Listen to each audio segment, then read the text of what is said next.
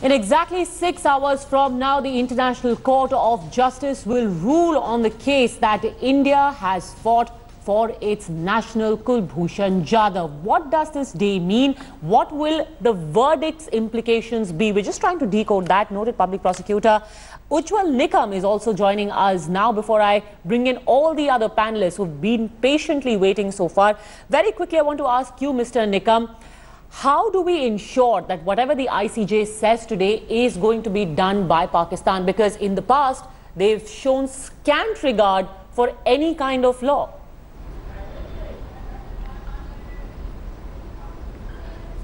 See, I don't think that Pakistan will show any courage to disobey the order of ICJ. And therefore, ICJ would be very careful in delivering such order which can be obeyed by both sides, either India or the Pakistan. And therefore, ICJ has known that if particular country would try to disobey or evade the order, then the only option left to the concerned country to approach the United Nations Security Council and to ask for the enforcement of the order of ICJ. But again, there are certain practical difficulties. That is not the subject matter at present. But let me tell you very frankly that basically ICJ today will on the two issues. And the first issue, whether ICJ has a jurisdiction to entertain our plea or not, as Pakistan has contended, India has, of course, ICJ has no jurisdiction to entertain India's plea. This basic point will be considered by ICJ. And second point that I personally feel about whether Pakistan has violated Vienna Convention by denying the consular access to Mr. Kulbhushan Jadhav, also violated the human rights or principle of natural justice. These 2 points are very important, and I think Mr. No, but even if it is established by the ICJ that the principle of natural justice has been violated, will that have any bearing on the verdict of a military court? Because this case has been tried not in a civil but a military court. See, kindly listen, because our main contention, main thrust is that no consular access was given to us. We don't know what is the charges we are framed. We have not yet received the copy of the judgment, and therefore we are very pertinently asking about the consular access, because the whole Pakistan case is based upon the so-called extracted confession of Mr. Kulbhushan Jadhav. And I personally have the gut feelings, been practicing on the criminal side for a number of years, and the logical deduction inference, irresistible inference can be drawn also, because if the confession is extracted by giving ill treatment and also by injecting so many drugs and all these things, or by promise, inducement, and etc., then such confession cannot be considered as a basis for conviction even according to Pakistan law. I must tell you very frankly, Indian law and Pakistan law are set, and Pakistan is rather worried. And therefore they are denying the consular access for the simple reason, if consular access is given, what is the mental condition? What is the position of Mr. Kulbhushan Jadhav? That will come to light, and the whole world will come to know that he has been ill-treated, he has been tortured, and therefore Pakistan has a very strong reservation in not giving the consular access under the disguise that is a spy and all these things. So I don't think that ICJ will consider the case on the merit at present. They will say that you must first of all give consular access. Okay. Let the people meet, let the India should consult, and then further can strategically decide. So Army Code, ICJ will not give any finding about the Army Code finding. No, that will be beyond the cup of ICJ. So ICJ will basically deal with these two aspects. ICJ will basically deal with these two aspects, whether consular access is a must or not at present under this present scenario. And why is this verdict, General Jaswal, so important for Pakistan? Why have they bet so much upon it? Because here you have a country where the military and the civil, military establishment and the civil government are literally at loggerheads with each other. It's a very public and an acrimonious fight. Is this a way? Kulbhushan Jadhav is basically a pawn being used by the Pakistan army right now to assert their unchallenged supremacy over the civil government, which is why this day, 3:30, will be critical more than the Pakistan government for the Pakistan army.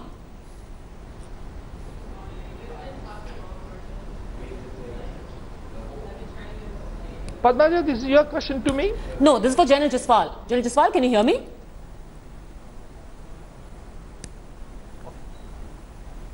No, I could not. Sorry, slightly muffled. Can you just Yes. So my question to you was, why is Kulbhushan Jadhav so important for Pakistan, and what the ICJ says about his case? Is it really of that much importance to the civilian government, or actually more critical for the Pakistan army?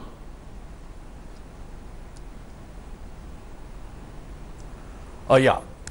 You see, it's very, very critical for the army, because if you go back to 2008 agreement which Pakistan has been quoting, it says it will be for security and political reasons, will any person apprehended will be decided on merit of the case. If in case Pakistan, the way it is behaving and claiming that he is a security guy, that means the political relations are not at its best, because the merit says that in this case that he is not to be given. Moreover, the kangaroo court which tried Jadhav shows the supremacy of the military in Pakistan, because they have not even gone to their main court. But I want to just highlight certain other issues. The whole thing, what Pakistan is debating on in this particular case is two things. What was the expediency? Why did we have to go to the ICJ so fast? He had still some time. Secondly, they're quoting 2008. Expediency was because we were not sure whether Pakistan will execute him pronto. That is the reason we had gone over there. Secondly, as far as 2008 is concerned, that security and political will be decided on merit of the case. This should be interpreted with another committee, that is Indian Judicial Committee on Prisons, Joint Chiri Committee, which had gone in 2013, led by Mr. Gill, and Mr. Khan was there.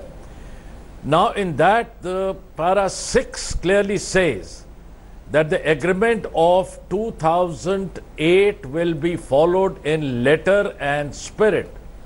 And further it goes to say that within 1 month of the identification of the accused, the council, the Indian, the commission, whosoever is there of that country, will be informed, and once in 4 months you will have to give consular access.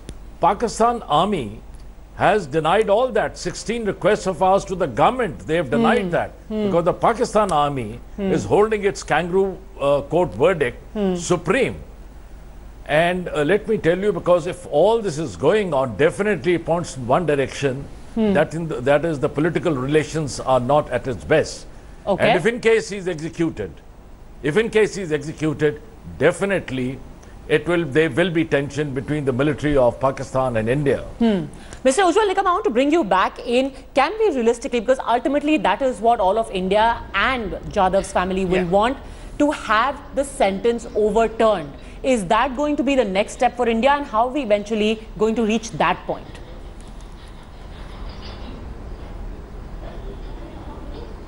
See, if we will get a consular access, then definitely we'll try to find out. Of course, India will try to find out what are the pitfalls in the said whole army court proceeding.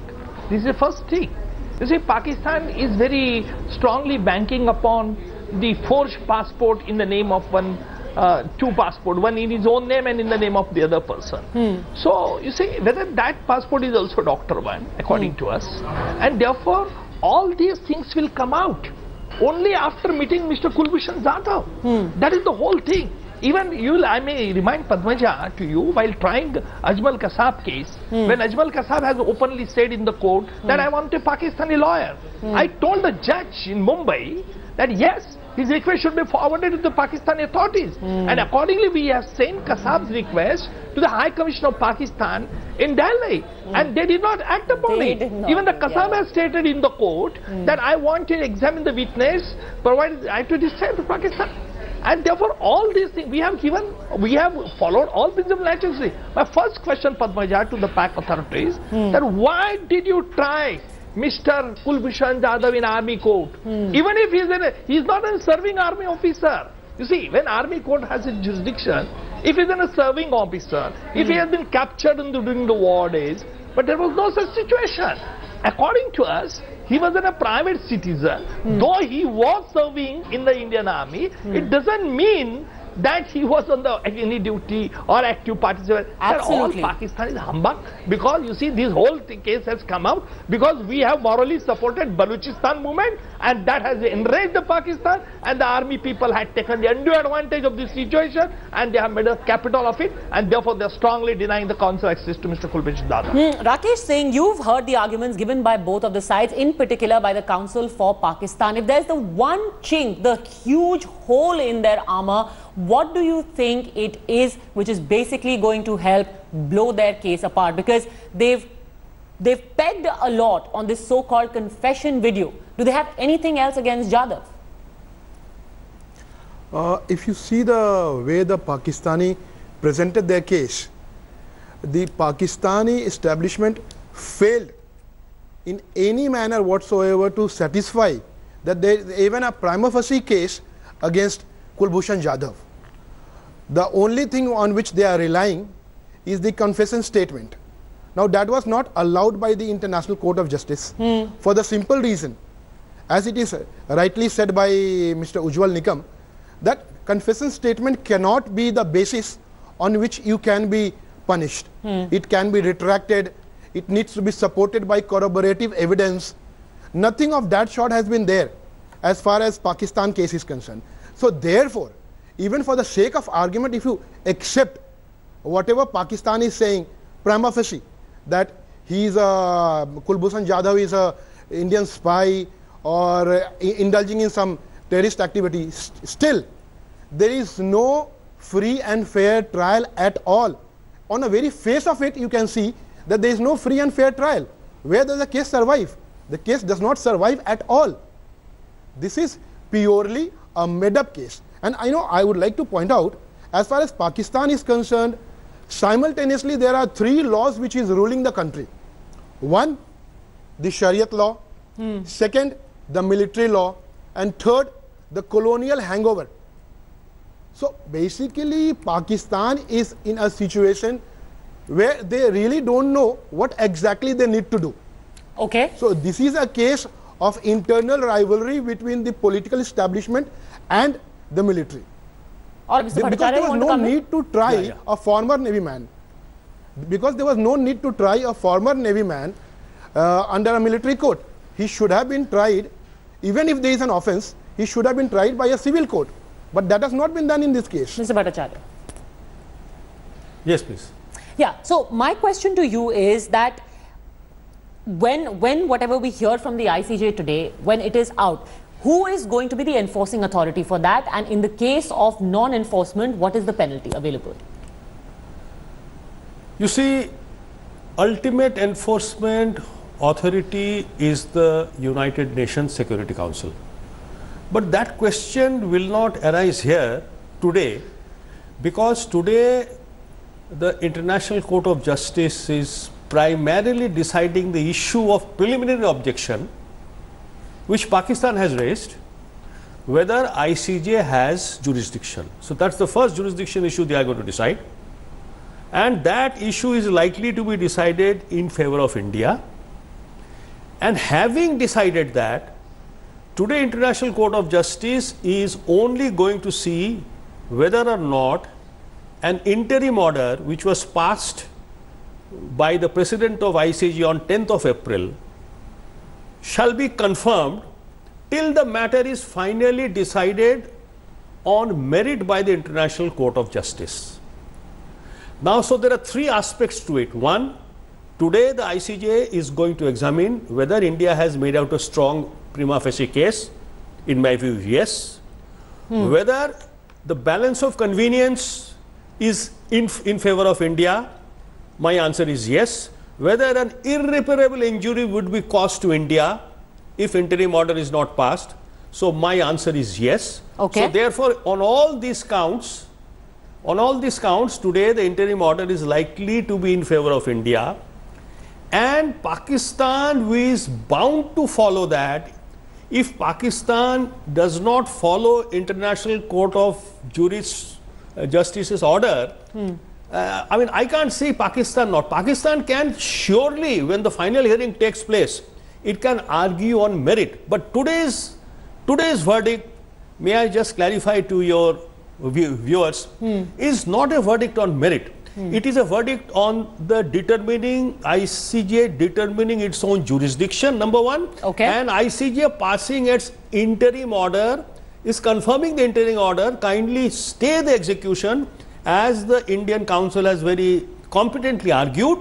So that is in favor of India. Okay. And if it is in favor of India, I can't envisage a situation having submitted and subjected to the jurisdiction of ICJ, having argued the matter, and then if the verdict is against Pakistan, I cannot imagine Pakistan not obeying the order of ICJ. Okay. If it goes against them, and it will obey the order of ICJ if there is a fanciful hope that the order is in their favor. All right. In fact, also joining me from outside the International Court of Justice is my colleague and India Today's executive editor, Gaurav Sawant. Gaurav, of course, you've been speaking to the team, the legal team that is representing India at The Hague.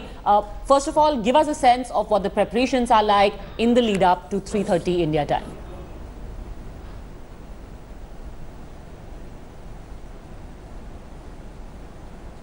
15:30 India time, as our guest was correctly pointing out, the entire endeavor will be to ensure that an innocent man is saved from the gallows. That is what today's verdict will be all about. In the history of the International Court of Justice, this is only the second time that the court has met so urgently, so quickly, and is delivering a verdict in just 10 days. So it's on the 8th of May that India made an application. On the 9th of May, a request was made to Pakistan not to change status quo till the time the matter is heard. On the 15th, Harish Salve from India and Barrister Qureshi from Pakistan, they submitted their points of view. India took its full 90 minutes. Pakistan incidentally spoke for less than 52 minutes. And now, 3 days later, so we've been told that the judges at the International Court of Justice, the 11 judges, they've burnt the midnight oil.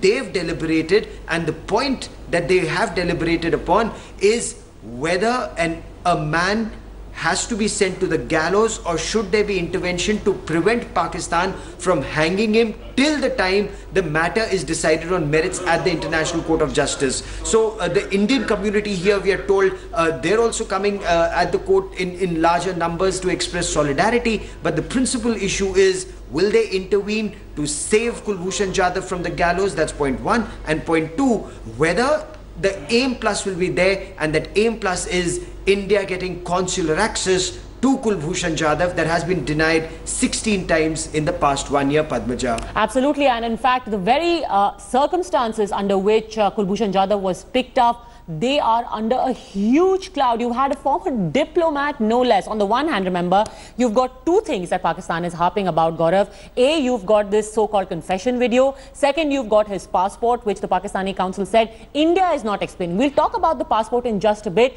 but here is one clinching testimony from a former German diplomat, not Indian, German diplomat to Pakistan. And listen to what he told Gaurav a while ago about Kulbhushan Jadhav's not arrest, but kidnapping. Listen.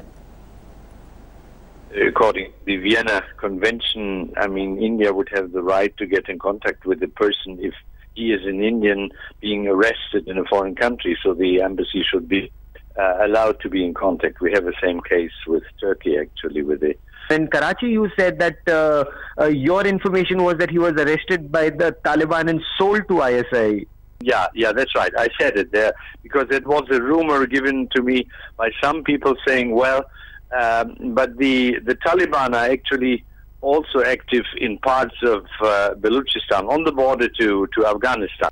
Apparently, it happened in these areas that when they arrest somebody, they try to get the most out of it, so they sell it to the party which gives them the most money. I mean, this has happened in several criminal cases, you know, of kidnapping and then selling or reselling people not only in Pakistan but also in other countries like in Syria, for example. You are firmly of the opinion that India should have got consular access irrespective of where he was picked up and what circumstances he was picked up in. Definitely. If he is any embassy or consulate general has the right to have contact with any citizen who is being arrested or who's being arrested or accused for something in a foreign country. This is the normal according to the Vienna Convention. So, General Jaswal, why wasn't this ever taken into consideration, even by a Pakistani court? The testimony of someone who is not in any way affiliated to India, a former envoy to Pakistan from Germany.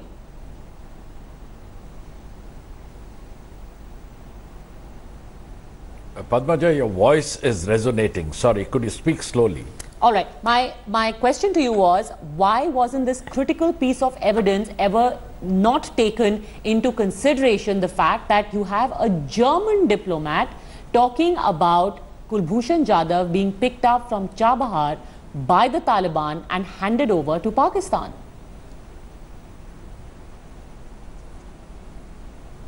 Yes, you see, this particular thing is, in my opinion, is absolutely valid, because this and this can be correlated to the famous Venlo 1939 case, where a British and a Dutch intelligence agency was taken and in the garb of meeting a German general who was staging a coup against Hitler. These chaps are lured in over there and they were captured on Dutch land by the Germans. Similarly, he must have been taken somewhere, lured in, and thereafter handed over to the Pak ISI. Now, this particular thing, whatever was the case, but there are inherent contradictions. One, that he was captured in Chaman. Second, he was captured in Balochistan, next to Chabahar, in Pakistan, Balochistan. Then in December, Sartaj Aziz says that not sufficient evidence is there. So everything is a jumbled up thing. And moreover, even if in case we go by the 2008 agreement which we have, within a month, till the time it was established that he is a spy, he should have been given consular access, which was denied. His SOP was recorded, he was apprehended in March, and SOP is recorded in May. So within the first 1 month, there was nothing that established him as a spy. Okay. He should have been given. Now that is where the ICJ is focusing on, whether they have followed the Vienna Convention of 63 or not. Subsequently, if they establish, then the 2008 correlated with the 2013 agreement, then they can come to a conclusion whether he is to be provided consular access or not. But the ICJ is primarily focusing whether their jurisdiction is there or not, which Pakistan's counsel, Barrister Qureshi, he never focused on.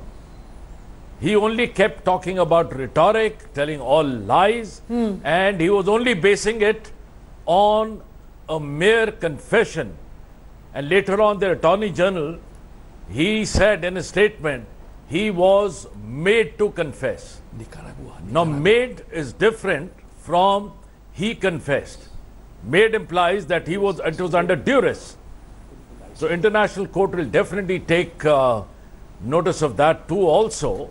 Okay.